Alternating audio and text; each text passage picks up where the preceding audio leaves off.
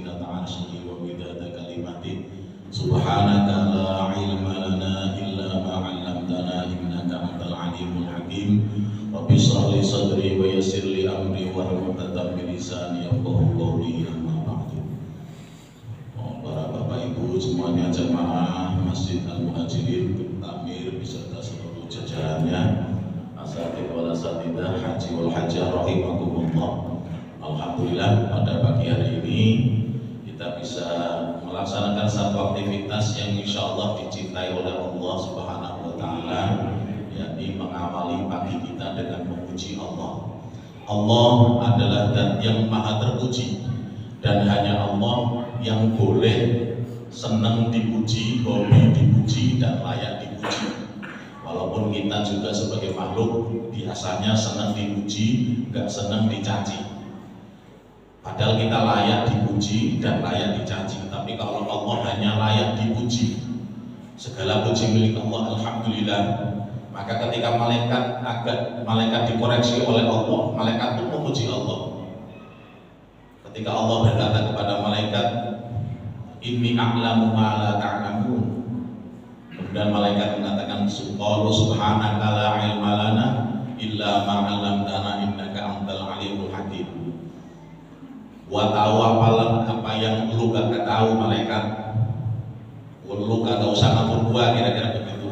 Malaikat ngomong setelah direndahkan bahwa dia malaikat itu tidak tahu apa yang Allah tahu. Malaikat memuji Allah, subhanaka, maha suci engkau ya Allah, la ilma lana, tidak ada pengetahuan bagi kami illa ma, kecuali sesuatu alam tanah yang telah wajarkan kepada kami. Innaka antal alimul hakim, sungguh engkau maha mengetahui lagi maha bijaksana. Malaikat memuji. Bahkan kita pun diajarkan ketika melihat kesalahan orang lain, kita disuruh memuji Allah. Contoh imam sholat lupa tinggalin rukun, kita suruh mengingatin, woi imam salah. Apa kira-kira kita disuruh memuji Allah? Cara mengingatkannya adalah dengan subhanallah, padahal imam salah. Maka inilah yang mendasari, mengilhami atau menjadi sumber referensi kita bahwa hidup ini kita nggak boleh menyalahkan siapapun kecuali memuji Allah Subhanahu wa Ta'ala. Kapan manusia bisa selalu memuji Allah? Ketika akalnya sudah sempurna. Ketika akalnya sudah sempurna, hatinya sudah istiqomah. Diberi baik dia memuji Allah, diberi tidak baik dia memuji Allah, karena yang dia tahu bukan baik atau tidak baiknya yang datang, tapi yang dia tahu adalah siapa yang membuat baik atau tidak baik. Kita kadang-kadang terprovokasi oleh barang yang datang. Pas dapat baik, hati kita memuji Allah, dapat gak baik, rotok miso-miso dikit. Berarti kita hanya terprovoki, iman kita, hati kita masih sebatas materiin, masih sebatas kondisional, belum istiqomah. Ya, kita coba buka di surat Ali Imran ayat 191. A'udzu billahi minasyaitonir rajim. Inna fi khalqis samawati wal ardi wa ikhtilafil laili wan nahar wa ikhtilafil laili wan nahari la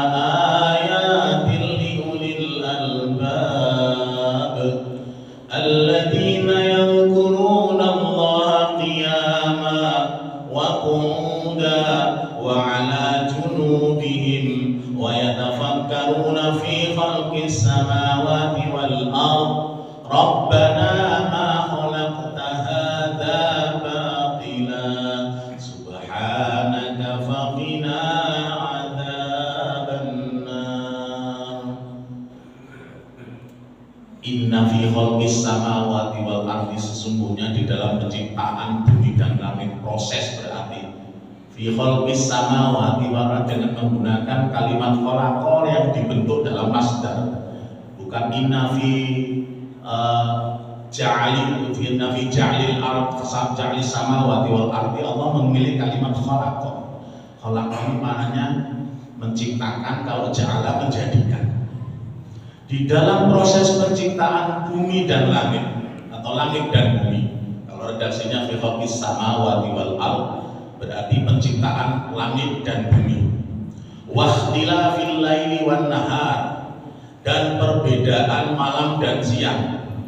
Ada kalanya malam lebih panjang sedikit dibanding siang, ada kalanya malam lebih pendek dikit dibanding siang, ada kalanya sama. Maka muncul kadang kita subuh itu jam 4 lewat 25 menit, kadang jam 4 lewat 45 menit. Ini Allah yang bikin, yang mengatur demikian. Wahtilafil laili wan nahar, perbedaan malam dan siang. Kadang hidup kita itu cerah seperti siang, kadang berkabut seperti malam. Wis nang duit meriang ditagih hutang. Ini gelap.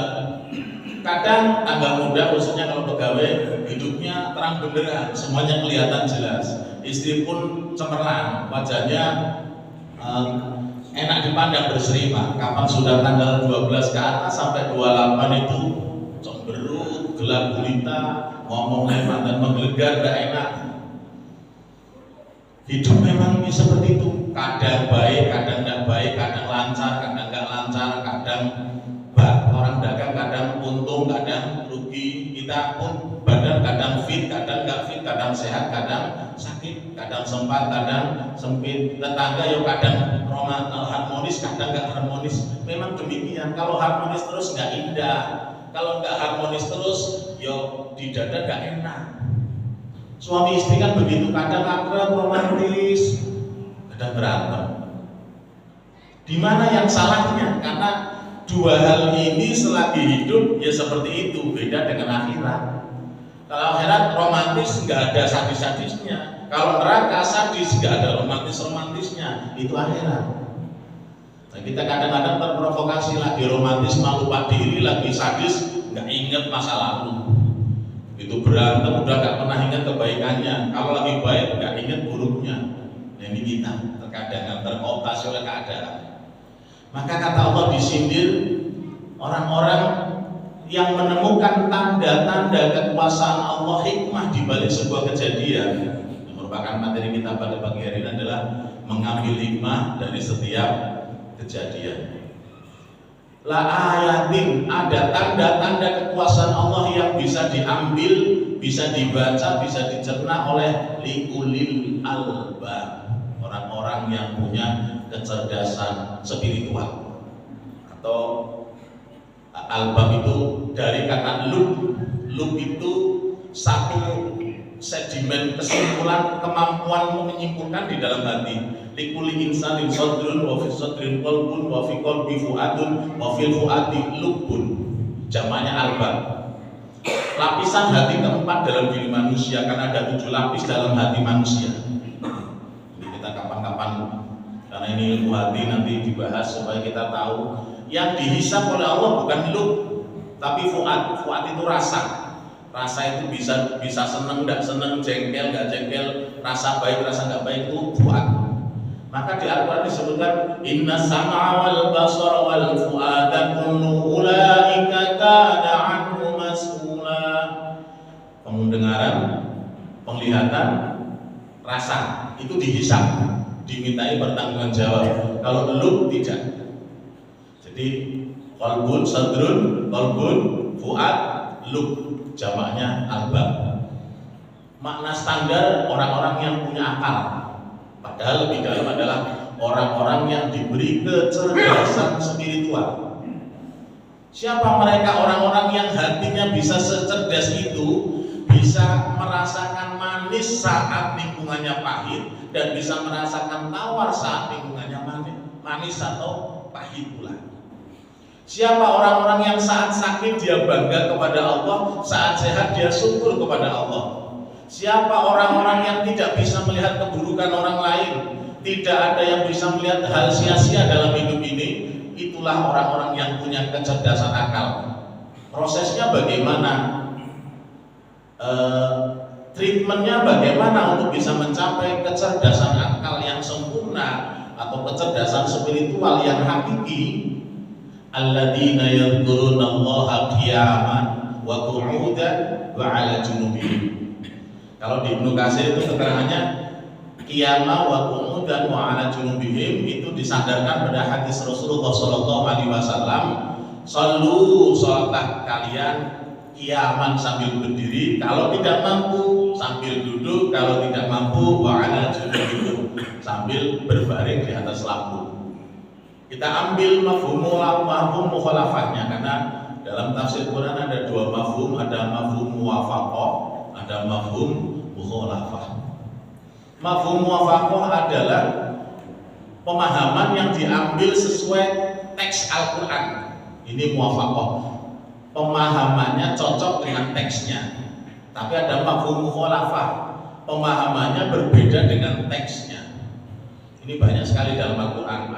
Ada yang mafhum muwafaqah cocok, nggak perlu pakai mukhalafah, nggak perlu pakai keterangan yang lain. Itu surat Al-Ikhlas. Qul huwallahu ahad, Allahus samad, lam yalid wa lam yulad wa lam yakul lahu kufuwan ahad. Itu mafhum muwafaqah dan mukhalafahnya sama. Yang lainnya berbeda. Siapa mereka alladzina yadhkurunallaha qiyaman wa qu'udan wa 'ala junubihim? Orang-orang yang senantiasa ingat Allah saat dia jaya, ingat Allah saat dia standar biasa saja, dan masih tetap bersyukur memuji Allah saat dia bangkrut atau jatuh.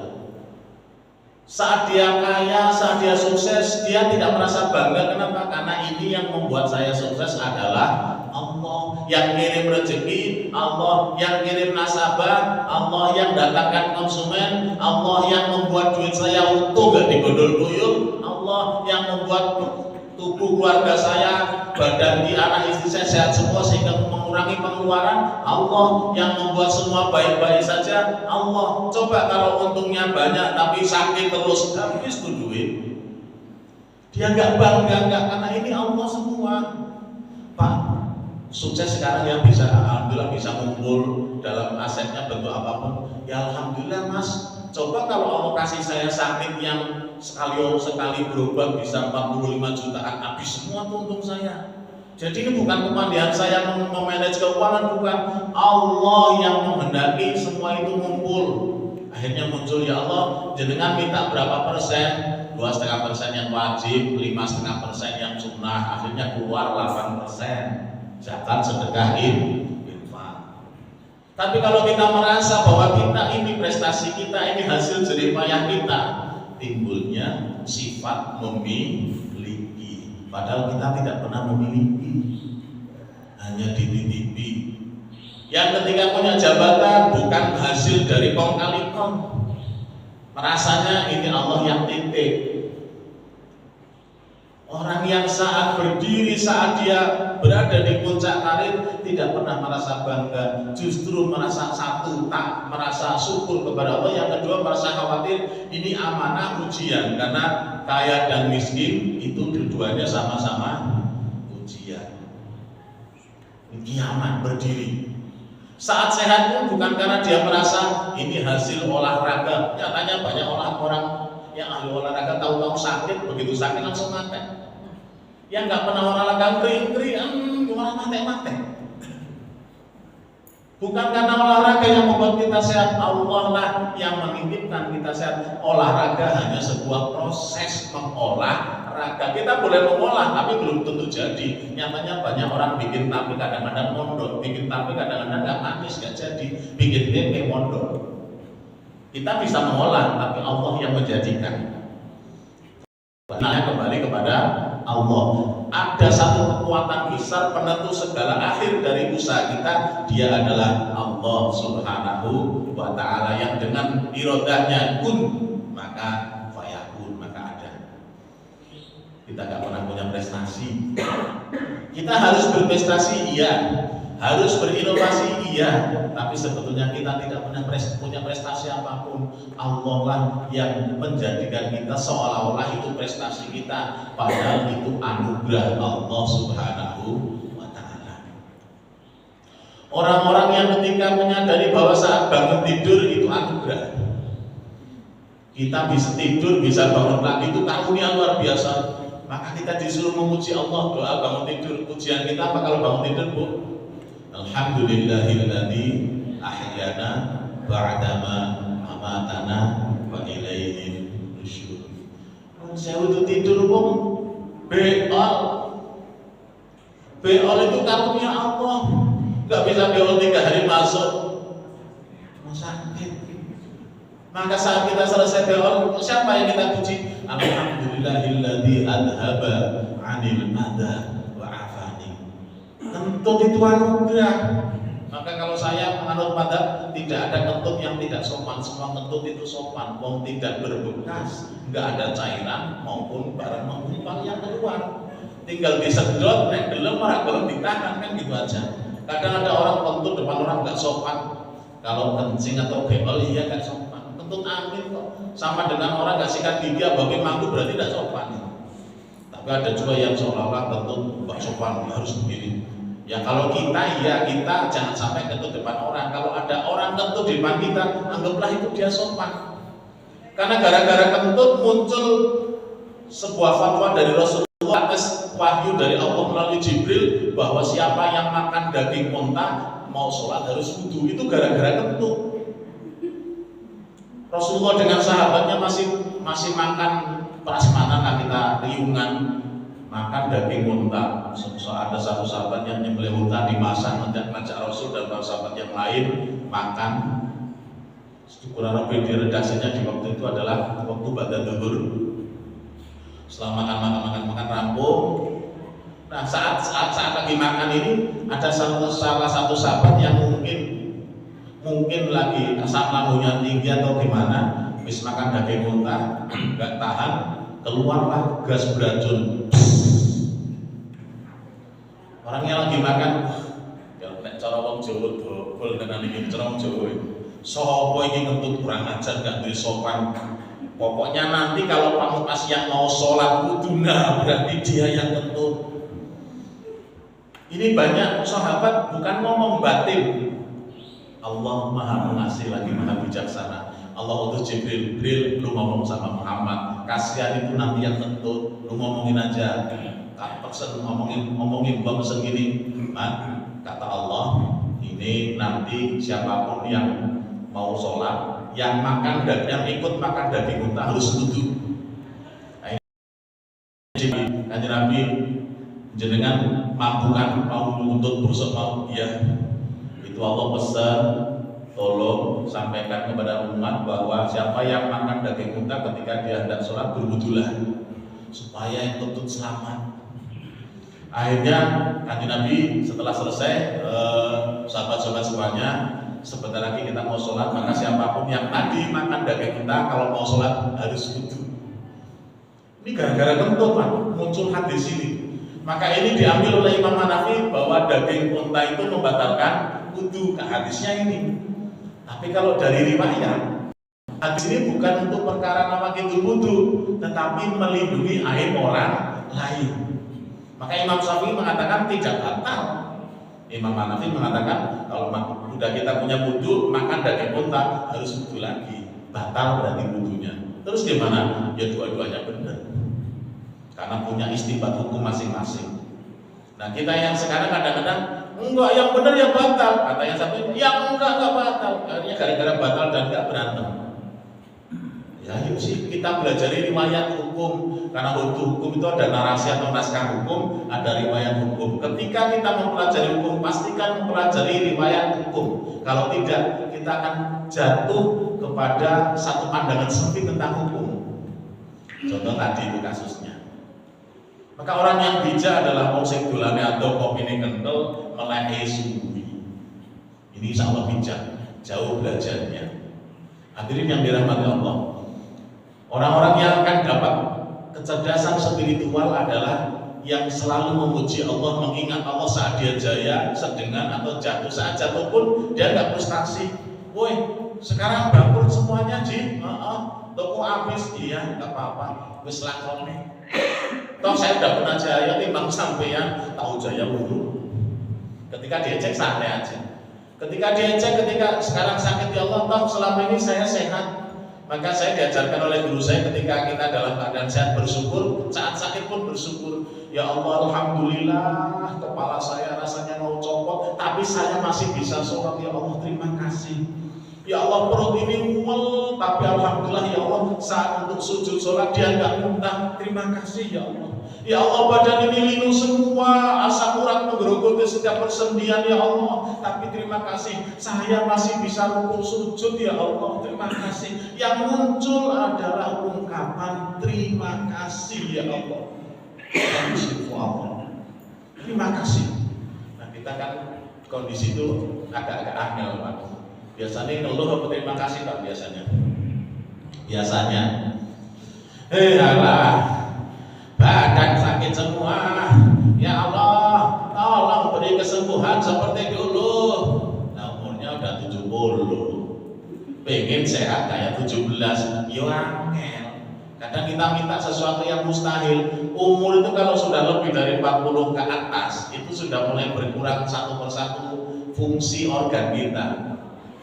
Kalau dulu matanya tajam, sekarang mulai blabur. Dulu giginya kenceng, sekarang mulai kendur, mulai ompong.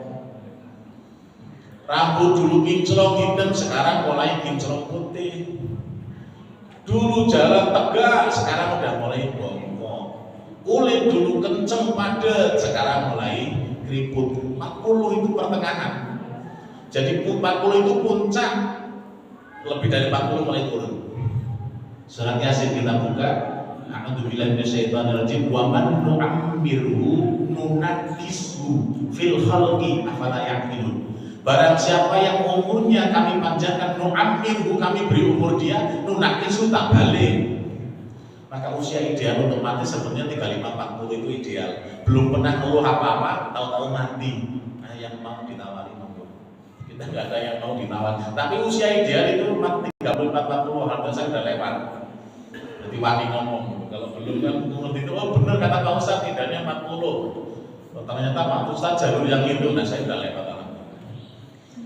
Panjang umur kita syukuri dengan ibadah, maka tapi ketika ada sisi-sisi yang bayangkan Bapak Ibu mobil kalau udah umur 40 tahun kebayang nggak lah, ngebul terus dipanasi angel, begitu jalan nanjak dikit ngejim.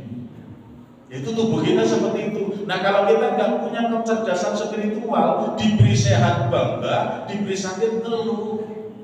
Coba lihat orang-orang yang tua-tua itu kerjanya ngeluh terus.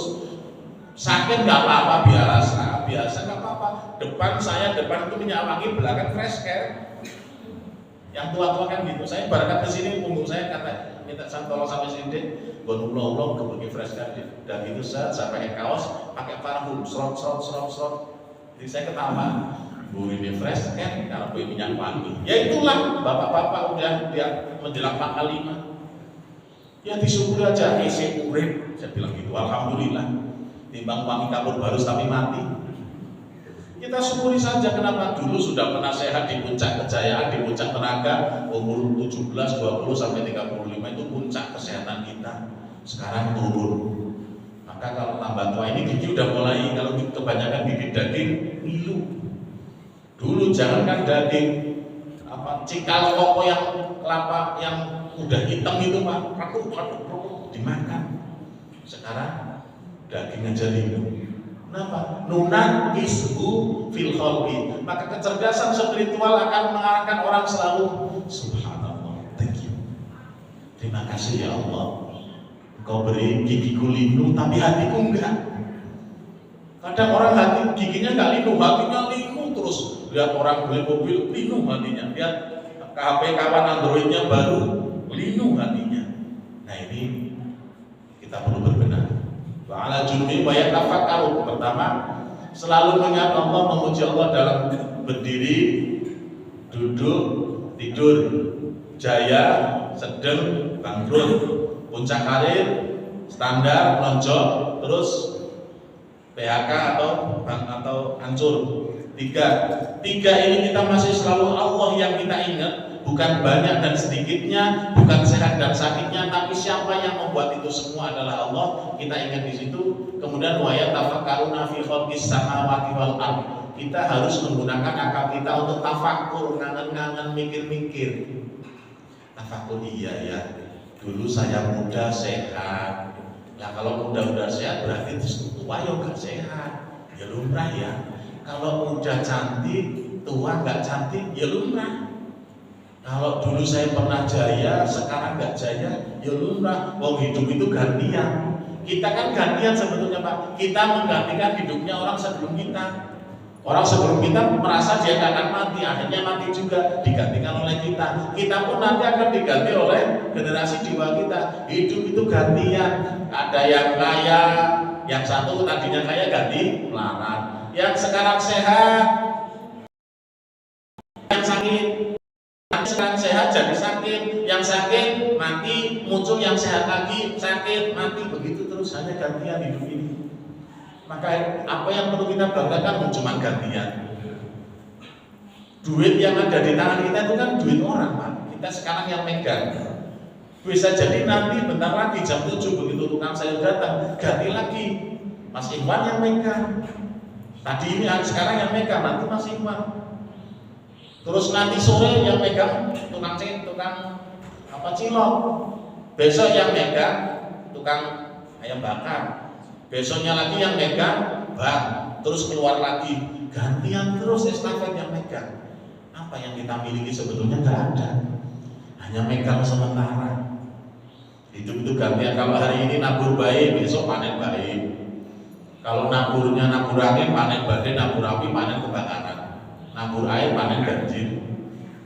Tafakur. Iya ya. Kalau mama ada tetangga yang tadinya miskin sekali hari ini jaya, alhamdulillah ya Allah saya nggak pernah ikut bantu dia sudah sukses. Ya Allah terima kasih. Kalau dia udah sukses kan udah gak repotin saya dulu ketika miskin ya Allah tiap hari kerjanya utang sama saya.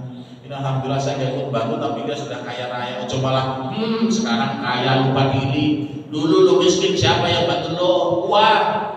Sekarang lu kaya atau balas budi, jangan. Alhamdulillah kalau dia sekarang sukses, minimal nggak pernah lagi repoti kita. Itu hatinya selalu enjoy, selalu atas rahmat Allah, falyafrahu, selalu bahagia.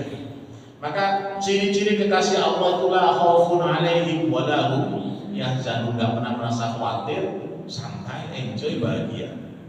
Kenapa? Karena menyadari hidup ini sekedar acting atau sekedar kita berakting atas skenario-nya Allah, bukan kemauan kita. Cuma kadang-kadang otak yang dipengaruhi oleh nafsu kebodohan ini menganggap bahwa kalau kita berhasil, hasil prestasi kita, kalau jaya itu kegagalan karena kesalahan kita. Secara fisik iya, tapi hakikatnya tidak, karena jaya dan tidak jaya itu yang menentukan Allah. Kalau waktunya enak nggak mungkin susah, waktunya susah nggak mungkin enak, itu aja.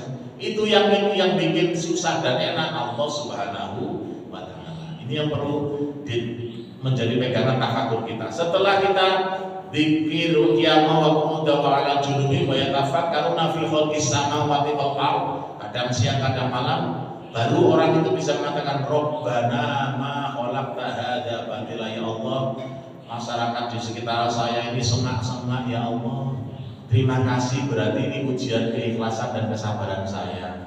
Ya Allah, bojoku bodoh sekali ya Allah, berarti ini ujian saya ngajari dengan telaten.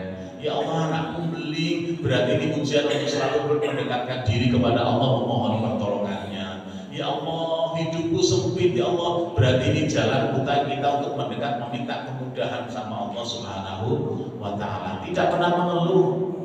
Nek cerita dengan konco, ya umpama kita dikasih rezeki sempit, ya tidak mengeluh. Ada pun tembung utangan, takon kerjaan, ya lumrah, itu manusiawi mas. Nah itu lah kesini disini. Itu lumrah, tapi jangan aku kisah ini terus di tengah itu kan ngeluh. Dan cerita mas jadi duit aku yang perlu. Penting sekali apa berdasar. Tapi nggak usah ngeluh, minjem aja, nggak usah ngeluh. Kadang udah minjem disertai ngeluh, nggak dipinjemin kan rugi. Udah kita malu, nanti kita buruk, rugi dua-duanya, nggak usah ngeluh. Enjoy aja. Saya kadang sama teman, Ustaz, aku jenengan bahagia terus loh. Lah, urip kan bukan kemauan kita, apa yang susah? Kalau hidup senang dan susah itu real, kadang senang kadang susah, namanya hidup. Tapi hidup kita di dunia kemauan kita mah bukan. Saya juga nggak pengen lahir dengan nama Ahmad Saifuddin, bentuknya koyong ini, lahir dari bapak namanya Muslim, ibu Sunati, enggak. Kalau suruh milih, kalau itu mau saya pinginnya lahir dari rahimnya ibu Iriana Jokowi. Inginnya gitu. Terus bapaknya tapi kalau sarukan kan ganteng. Ceweknya bilang-bilang tuh kalau itu maunya saya, maunya Allah. Rai pas-pasan, awal kegedean, ini susah. Apa terus dengan itu kita ngeluh? Enggak, bukan mau kita. Kita hanya hidup bukan mau kita, menjalankan skenario yang bukan milik kita. Yang ngapain susah? Disyukuri aja. Senang, alhamdulillah. Susah, ya alhamdulillah. Karena itu yang diharap Allah. Puncak keimanan tertinggi, pencapaian kecerdasan spiritual tertinggi adalah ketika Rabbana khalaqta hadza batila ya Allah. Tidak ada yang sia-sia ciptaan. Nun sewu. Kalau kita melihat maaf ya, wis melarat, cacat, terus kelakuan elek. Ini kan pinginnya kita misui ya. Udah ganteng enggak, pengkerang, kelakuannya brengsek. Apakah sesia-sia itu ciptaan Allah? Kita kadang melihat yang seperti itu kan aib, padahal itu teladan kita. Lah bagaimana kita lulus atas ujian keikhlasan kalau nggak dihadapkan dengan orang yang tidak tahu balas budi? Justru saat berhadapan dengan orang yang tidak tahu balas budi itulah sebetulnya kita lagi diuji tentang keikhlasan sebuah pemberian. Kapan kita tahu makna kesabaran kalau kita nggak dihadapkan sama orang yang dikit-dikit nesu, jekewan, ngamuk, galak, cerewet, judes, nesuan, pelit. Siapa itu? Perempuan itu sifat dasarnya cerewet, galak, cerewet, judes, nesuan, pelit. Apa itu aib? Bukan, itu sifat khas perempuan. Kayak kulitnya lembut, kulitnya perempuan kan lebih lembut dari laki-laki, rambutnya juga lebih lembut, suaranya juga lebih lembut, itulah perempuan. Di dalam itu ada sebuah kondisi psikologi galak. Perempuan kalau tidak galak bahaya Pak, anak kita jadi gundul semuanya. Sore setengah 6 belum mandi belum pulang. Kalau ibunya nggak galak, mah anaknya mana? Itu lagi main tempat tetangga, biarin sih Pak. Ini udah mau maghrib, ya nggak apa-apa belum bisa ini. Anaknya, nah masih betah main ya? Iya, ya udah lanjutin. Udah tenang, jadi wedus tenang nggak jadi mandi anak kita. Coba lihat ibu-ibu kalau jam 5 sore anaknya belum pulang, daster yang agak-agak tinggi aja masih dicincing sambil tangannya gini, Joni pulang nggak lo? Pulang nggak? Sambil gitu kan tangannya. Ini fungsinya galak. Suami pulang malam terus kira-kira galak nggak istrinya Pak? Pagi-pagi, mah badan papa juga sini, kepala pusing krokinsinya, makanya mama udah bilang Pak. Papa tugasnya begadang ngapain lo di rumah? Ini kan jadinya kayak gini, siapa yang susah sambil grup. Ini rahmat Allah Bapak Ibu. Allah berikan kasih sayangnya lewat diri perempuan. Kasih sayang itu menjelma menjadi galak, cerewet, judes, nesuan, pelit. Kalau nggak pelit, lah kapan kita punya tabungan? Laki-laki itu kalau pegang uang berapapun pasti habis, apalagi dipegang sendiri. Kapan ada janda atau ayu royal itu laki-laki, warung kopi rondo atau ayu saya mau beli kopi harga 5.000 dia bayar 50.000 biar ada jasa gitu.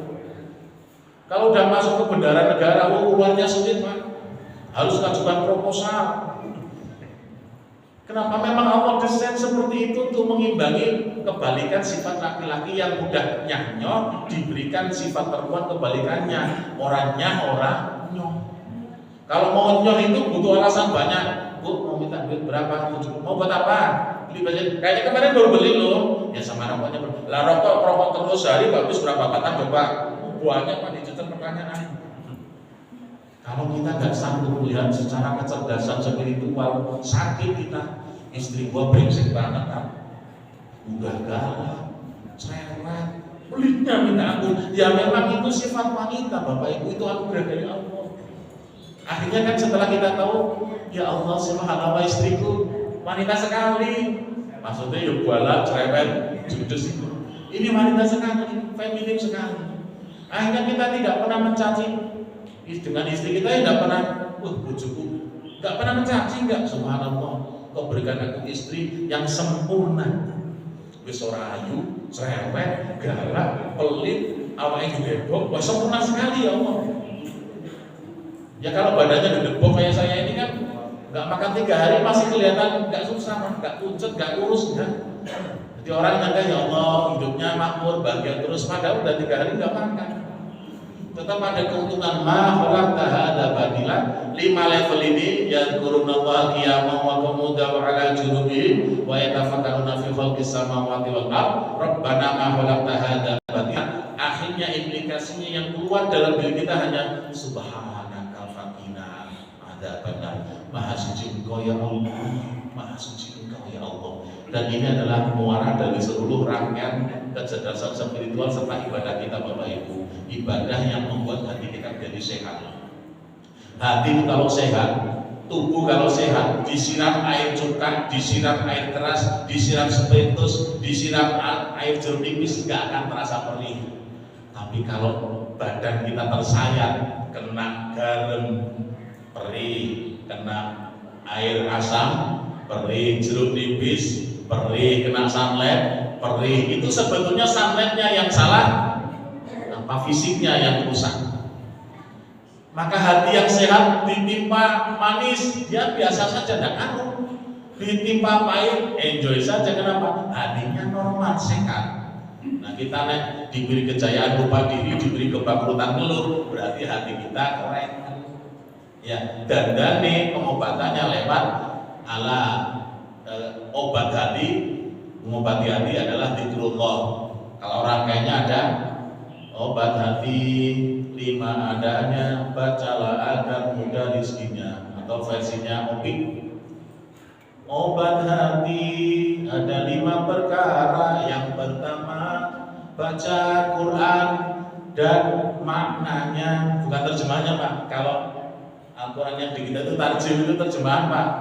Makna itu adalah al-makna huwa, sesuatu yang diinginkan di dalam bacaan itu, murad atau tafsirnya, cakupan luas maknanya. Makna yakni maksudnya gitu, maksudnya. Maka kalau dalam bahasa sehari-hari disebut tadabbur. Bacalah Quran disertai tadabbur. Itu yang pertama untuk obati hati. Yang kedua, yang pertama baca Quran dan maknanya. Yang kedua, polali, sholat malam, zikir yang lama, berkumpulan dengan orang soleh, terus perut kita dikosongkan. Sering puasa biar merasakan, oh nggak enak, perut lapar. Kalau perut lapar, mudah berempati dengan orang lain. Oh iya, ini rezeki kita, tapi kita nggak boleh makan sebelum kita berbuka. Saat berbuka pun kita nggak boleh melampiaskan hawa nafsu, karena Allah paling benci sama orang yang puasa. Saat buka dia luapkan emosinya dengan memenuhi rongga perutnya dengan makanan walaupun halal. Zikir malam, saat kita lagi enak-enak tidur, kita suruh bangun untuk bermunajat. Paling enak Pak, bangun curhat sama Allah di malam hari, nggak ada yang denger. Saya kalau mama lagi rodo, kadang-kadang kan main berdegeli juga sama orang, itu sepertiga malam curhat sama Allah. Ya Allah, saya mau cerita ya Allah, dengerin ya.